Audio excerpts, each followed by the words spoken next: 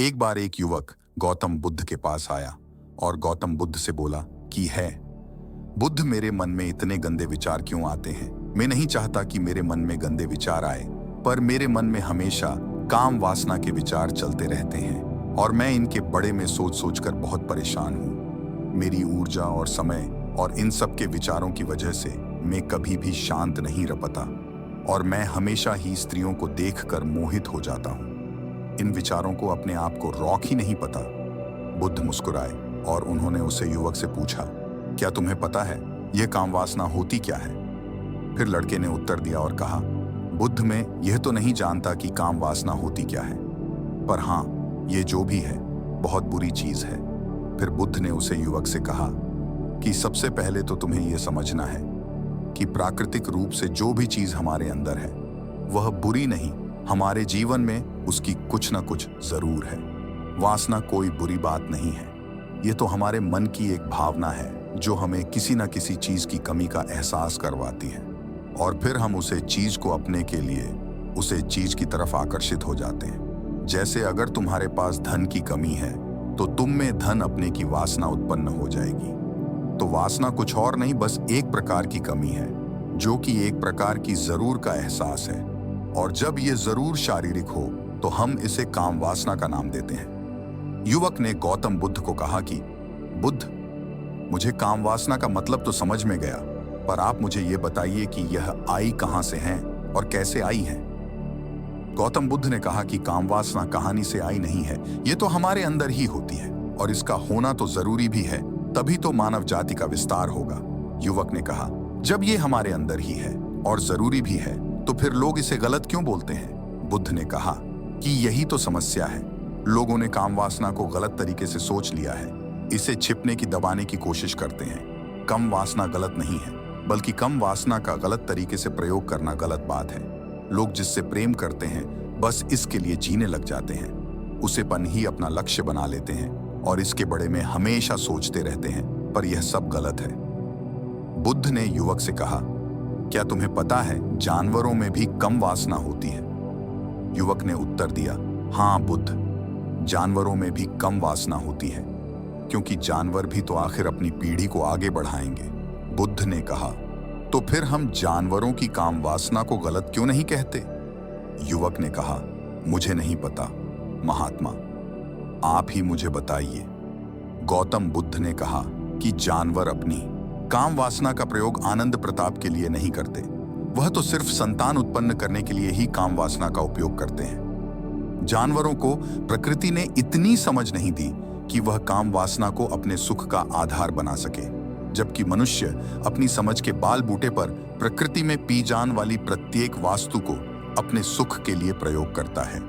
हम इंसानों ने ही काम वासना को अपने सुख का साधन बना लिया है, जबकि प्रकृति ने तो हमें अपने वंश को आगे बढ़ाने के लिए दिया था, लेकिन इंसानों ने इसे अपने जीवन का परम लक्ष्य बना रखा है और इस तरह से कम वासना का भी लगाम हो जाना गलत है।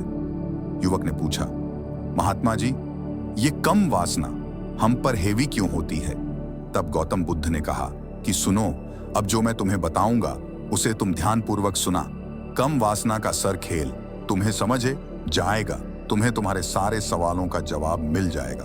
बस तुम्हें ध्यान से सुनकर समझना है। एक बार की बात है, एक आश्रम में गुरु और उनके शिष्य रहा करते थे, जो रोजाना आश्रम के बाहर स्थित गांव में भिक्षा लेने के लिए जाते थे। उसे आश्रम का एक शिष्य जी गांव में भिक्षा लेने जाता था। उसे रास्ते में एक नदी पड़ती थी। एक दिन उसने देखा कि एक लड़का पेद्दा के पीछे छिपा है। वह उसे लड़के के पास गया और उससे जाकर बोला, भाई तुम इस पेड़ के पीछे छिपकर क्या देख रहे हो? लड़के ने कहा, अरे तुझे नहीं दिखे रहा कि मैं क्या देख रहा हूं? तब शिष्य ने नदी की तरफ देखा तो वहां पर कुछ लड़कियां पानी भर रही थीं। वो लड़कियां 14-15 साल की होगी। तब उसने उसे लड़के से कहा, अरे भाई वहां पर तो लड़कियां पानी भर रही है, इसमें छिपकर देखने वाली क्या बात है? तब वो लड़का शिष्य की तरफ देखकर उससे कहता है, अरे पागल, तुम्हें दिखाई नहीं दे रहा कि कैसे यह परियों नदी से पानी निकाल रही है? जरा उनकी अदाओं को तो देखो, उनके कोमल शरीर को देखो, उनकी पतली कमर को देखो और उनके बाल उनकी कमर पर कैसे लहरा रहे हैं, मानो सुंदरता बिखरी पड़ी हो। शिष्य ने फिर नदी की तरफ देखा और इस बार वह इससे देखा ही चला गया। उसे किसी भी बात का कोड डर नहीं था, लेकिन अब वो छिपने लगा और उन लड़कियों को देखने लगा। और जब वो छिप कर उन लड़कियों को देख रहा था, तभी वह अचानक अंदर से कैंप गया और उसने कहा कि यह मैं क्या कर रहा हूं? मैं जो कर रहा हूं वह सही नहीं है, मुझे यहां से चले जाना चाहिए। और फिर वह जल्दी से वहां से चला गया। वो आश्रम पहुंच जाता है। आश्रम जाकर वो अपने कार्यों में ग गया, लेकिन जो अभी वह देख कर आया था वही उसकी आंखों के सामने बार बार ए रहा था। उसके मन में वही दृश्य चल रहा था। उसके मन में वही सब कुछ देखने के लिए लड़ाई हो रही थी। उसका किसी भी काम में मन नहीं कर रहा था। सुबह होते ही वह रोज जल्दी ही भिक्षा के लिए आश्रम से निकाल जाता और उसे नदी के पास वाले पेड़ के पास जाता, और जहां पर वह लड़का पहले से मौजूद राहत था, उसे लड़के के साथ मिलकर लड़कियों को छुप छुप कर देखा था। अब वह रोज ऐसा करने का गया। यह उसके रोज का कम हो गया। अब उसे शिष्य का मन किसी भी कम में नहीं लगता था। वो हमेशा ही किसी न किसी प्रकार के विचार में उलझा रहा। वो आश्रम के कार्यों को भी ठीक ढंग से नहीं कर रहा था। ना वो ठीक से सो पता था और ना वो ठीक से खाना का पता था। उसका मन बेचैन सा रहा था। उसका माँ बार बार उन लड़कियों के सौंदर्य को देखने के लिए तरसता था। जब गुरु शिक्षा देते तब भी उसका माँ कहानी और विचारों में खोया रहा था। गुरु ने अपने शिष्य की इन हरकतों को जान लिया था। तब एक दिन गुरु ने शिष्य को अपने पास बुलाया और कहा कि आज से मैं भी तुम्हारे साथ भिक्षा मांगने चलूंगा। तुम और मैं साथ साथ भिक्षा मांगने चलेंगे। तभी शिष्य गुरु को माना करते हुए बोला, नहीं गुरुदेव, आप परेशान क्यों हो रहे हो? मैं अकेला ही ठीक से भिक्षा मांग सकता हूं। गुरु ने शिष्य से कहा कि ठीक है, तुम अकेले ही भिक्षा मांगने। जो शिष्य तुरंत वहां से भिक्षा मांगने के लिए निकाल गया। उसके जान के बाद गुरु भी आश्रम से निकाल गए और शिष्य का पीछा करने लगे कि वो कहाँ जाता है, किस मिलता है।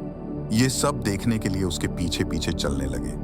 थोड़ी दूर जान के बाद गुरु ने देखा कि उनका शिष्य एक लड़के के साथ एक पेड़ के पीछे अपराधी की तरह छिपा हुआ है और छिपकर कुछ देख रहा था। गुरु भी अपने शिष्य के पीछे जाकर खड़े हो गए कि आखिर उनका शिष्य क्या देख रहा है, जिसे देखने के लिए वह पेड़ के पीछे अपराधियों की तरह छिपा पड़ा है।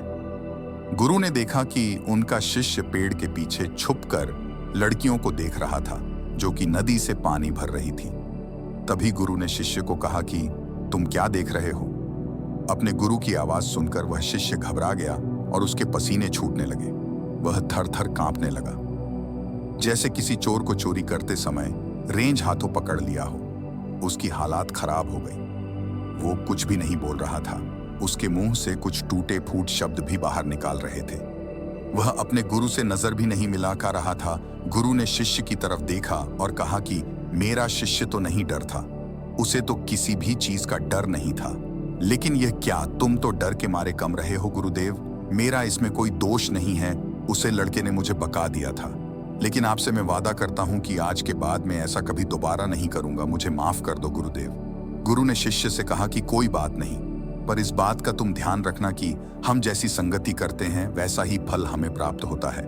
उसके विचार हमारे अंदर प्रवेश करते हैं, इसीलिए अच्छी संगति करो जिससे तुम्हारे अंदर अच्छे विचारों का प्रवेश हो। फिर गुरु और शिष्य आश्रम लौट आए और फिर से आश्रम के कार्यों पर ध्यान देने लगे। उसने उसे रास्ते को छोड़ दिया और दूसरे रास्ते से जान लगा।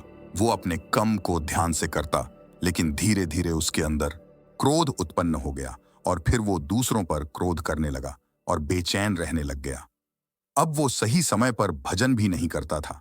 वह भजन भी बहुत कम खाता था। एक रात गुरु शिष्य के पास आए और उसे बोले कि अब तक तुमने कितनी बार अपना वादा तोड़ दिया। यह सुनकर शिष्य अपने गुरु के चरणों में गिर गया और रण लगा।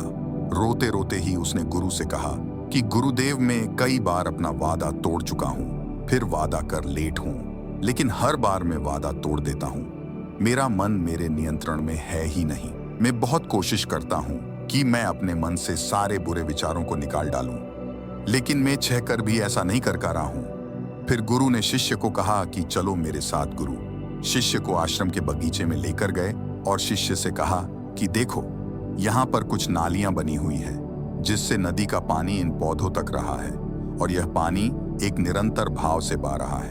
क्या तुम इस पानी के बहन को रोक सकते हो? शिष्य ने कहा कि हाँ गुरुदेव, मैं इस बहन को रोक सकता हूँ। फिर शिष्य ने मिट्टी उठाकर उसे नाली में डाल दी। वो पानी थोड़ी देर के लिए रुक गया और फिर थोड़ी देर बाद उसे मिट्टी के ऊपर से पानी बह गया। गुरु ने शिष्य से कहा, अरे ये क्या, ये तो पानी रुक ही नहीं। फिर शिष्य ने कुछ कंकर पत्थर उठाकर उसे नाली में डाल दिए और फिर थोड़ी देर के लिए पानी रुक गया, लेकिन फिर थोड़ी देर बाद ही उन कंकर पत्थर के ऊपर से पानी निकाल आया। फिर गुरु ने कहा कि यह क्या हुआ, पानी तो फिर से बह गया।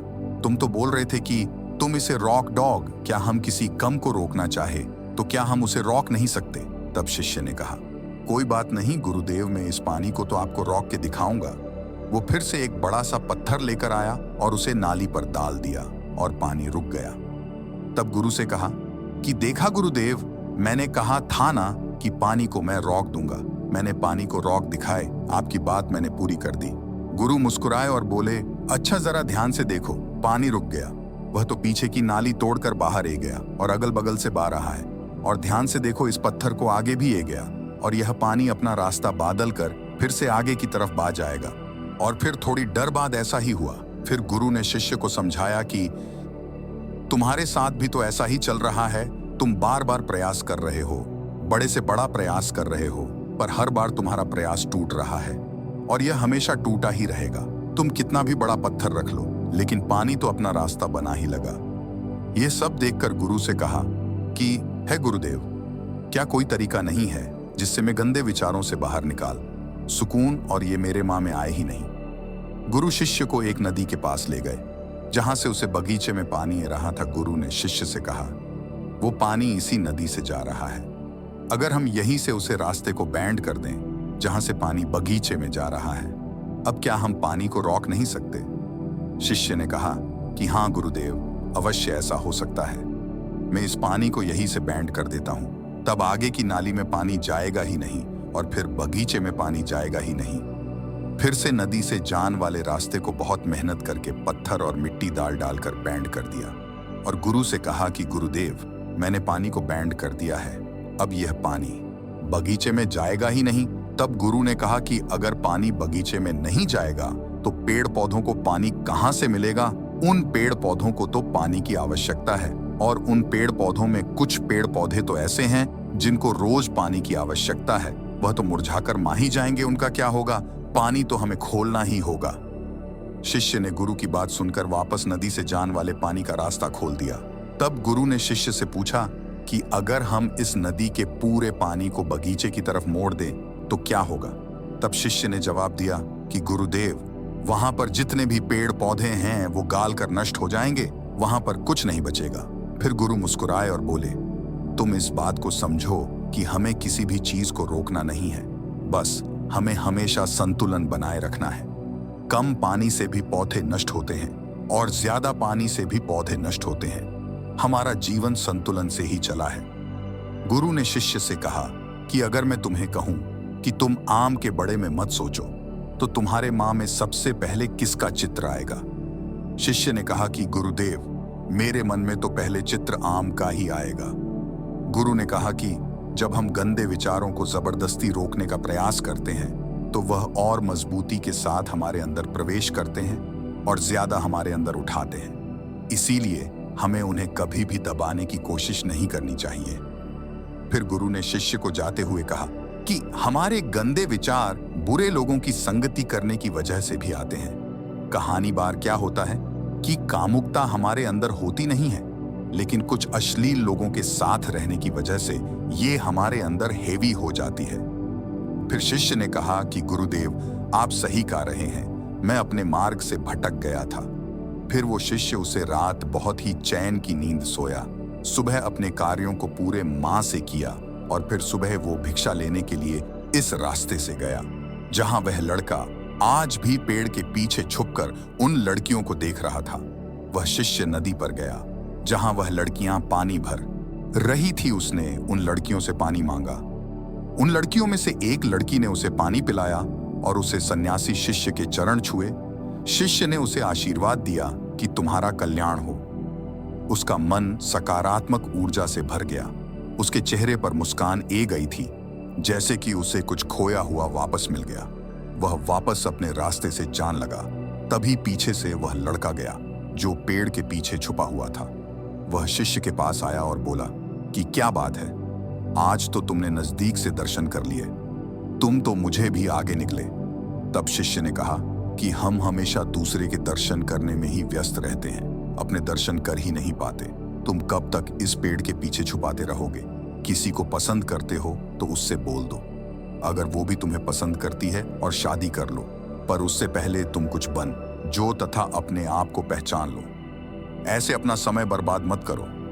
फिर वह लड़का रोज उससे मिलने लगा और उसे लड़के ने नदी पर जाना छोड़ दिया और फिर वो लड़का अपने जीवन में कुछ बनने के लिए संघर्ष करने लगा। तो तुमने देखा संगति का असर क्या होता है। अपनी संगति बदलो, अपने विचार बदलो। बुद्ध ने युवक से पूछा कि क्या तुम्हें तुम्हारे सारे सवालों का जवाब मिल गया? तब युवक ने कहा कि हाँ महात्मा जी, आपका बहुत बहुत धन्यवाद। तब गौतम बुद्ध ने युवक से कहा कि जब तुम्हारे मन में गंदे विचार आए तब आप अपने आप को दोषी मत मानो। यह शरीर है और यह सब इसमें हजारों वर्षों से शिखा है। ये केवल तुम्हारे सोच लेने से, शपथ लेने से ये टूटने वाला नहीं है, लेकिन तुम्हारे पास वो शक्ति है और वो ऊर्जा है जिसका तुम्हें संतुलन बनाए रखना के लिए उपयोग करना है। तुम एक जीवित ऊर्जा हो जो कुछ भी अनुभव करने के लिए स्वतंत्र हो, जो कुछ निर्माण करने के लिए स्वतंत्र है। इसीलिए तुम अपने आप को पहचानो।